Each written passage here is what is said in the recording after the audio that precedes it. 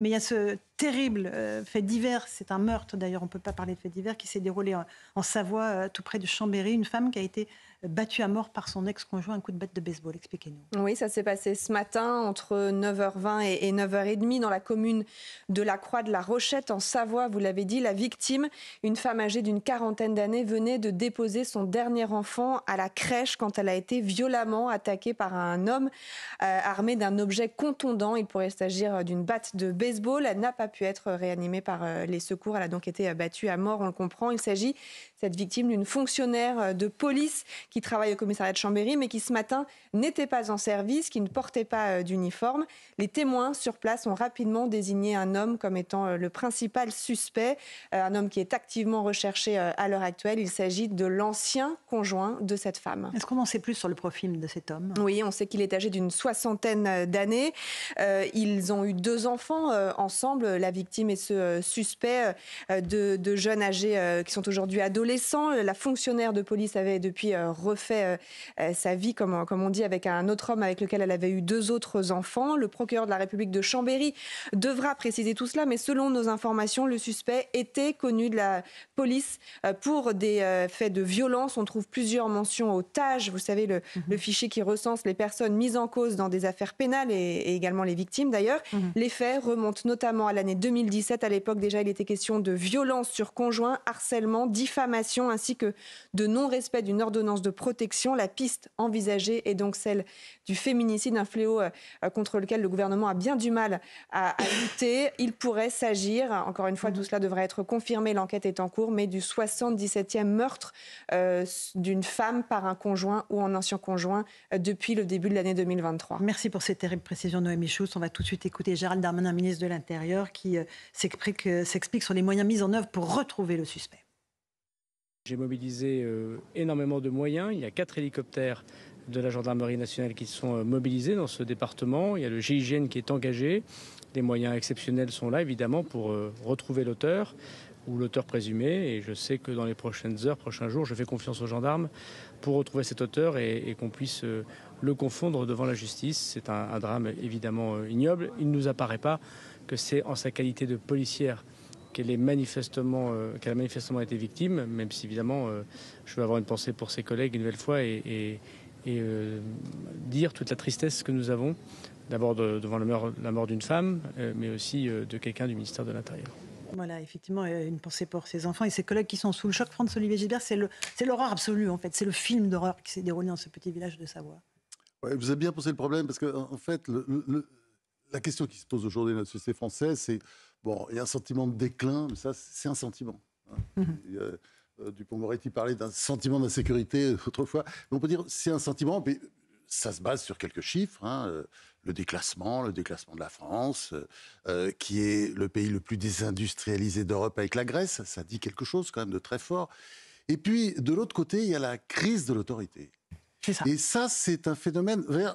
Parce que le déclin, si vous voulez, on en parle depuis la fin du 19e. Hein. Il y avait déjà un mouvement décadentistes. Enfin, vous voyez, il y a tout un... Et puis, regardez, déjà, au début du XXe siècle, déjà, il y avait des livres sur le déclin de l'Occident, etc. Bon, des grands succès. Donc, c'est une vieille histoire.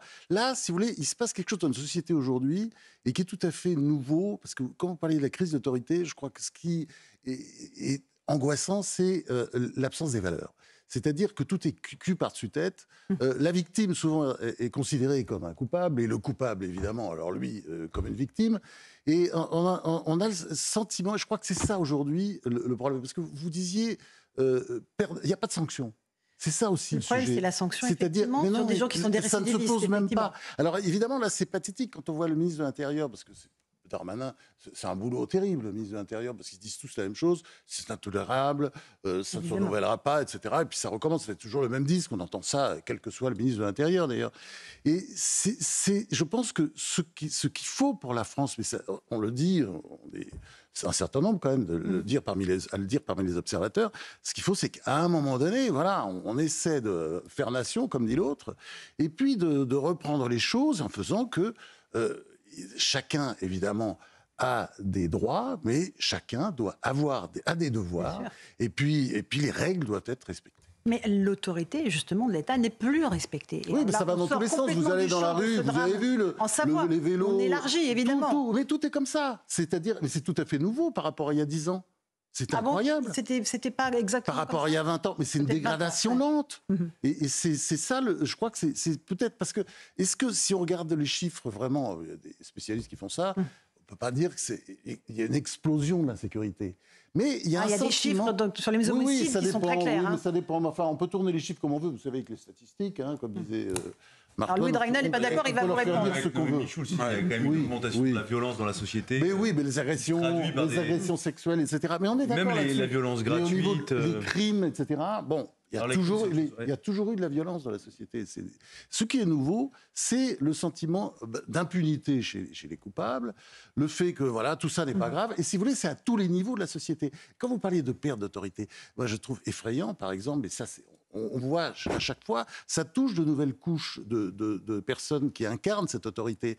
Ça a commencé avec les profs, les enseignants qui se faisaient maltraiter, ça a monté, et puis maintenant ce sont les élus, c'est le président lui-même, etc. Ça, c'est quelque chose qu'il faut évidemment arrêter. Alors évidemment, Éric Revel, on est dans un défi, effectivement. Oui.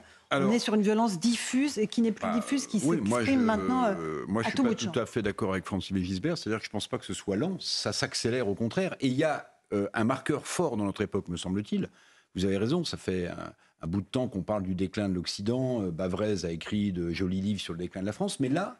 Oui, Oswald Spengler, l'historien allemand, en 1914, 14, 18. Ce qui me semble très particulier là, et je pense que c'est une des premières fois que ça arrive dans l'histoire, c'est que à la fois on a une révolution technologique très puissante, le digital.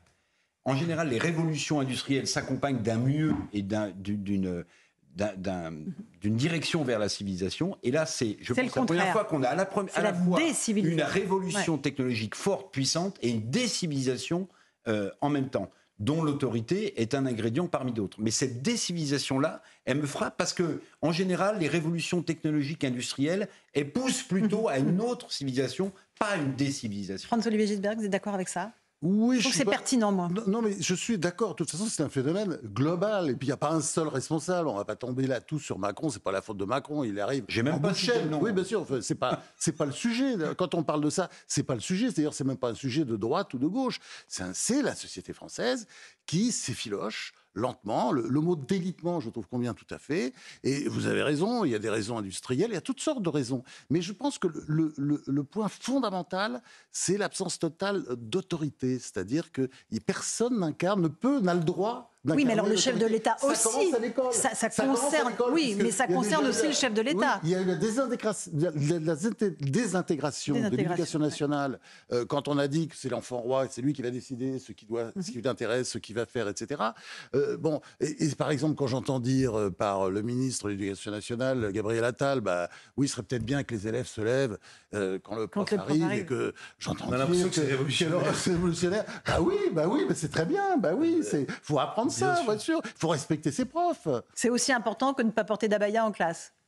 Oui, ça va de soi. Mais là, il l'a fait. C'est-à-dire que, voilà, c'est important aussi. Voilà. Un ministre arrive, il prend une décision. C'est tout à fait nouveau. Parce que ça aussi, quand on est journaliste comme moi depuis tellement longtemps, qu'on entend tous ces politiques, de droite ou de gauche, dire « mais c'est évident qu'il faut faire ça ». Vous leur dites ça, il faut faire ça. Mais c'est tellement évident. Mais on ne peut pas le faire. Il y a toujours une bonne raison, mais on ne peut pas. Et là, de temps en temps, voilà, il y a quelqu'un qui dit « on le fait ». Et puis, tout le monde dit « d'accord ». Bon, après... Et il y en a beaucoup qui disent on peut pas. Oui, il y a le recours juridique, ça va être très compliqué. Le Conseil d'État, on fait plus rien. Conseil constitutionnel, le Conseil d'État qui est un petit peu, qui est très politisé, islamiste un peu, et progressiste, disons. Il aime bien les islamistes. C'est pas exactement la même chose.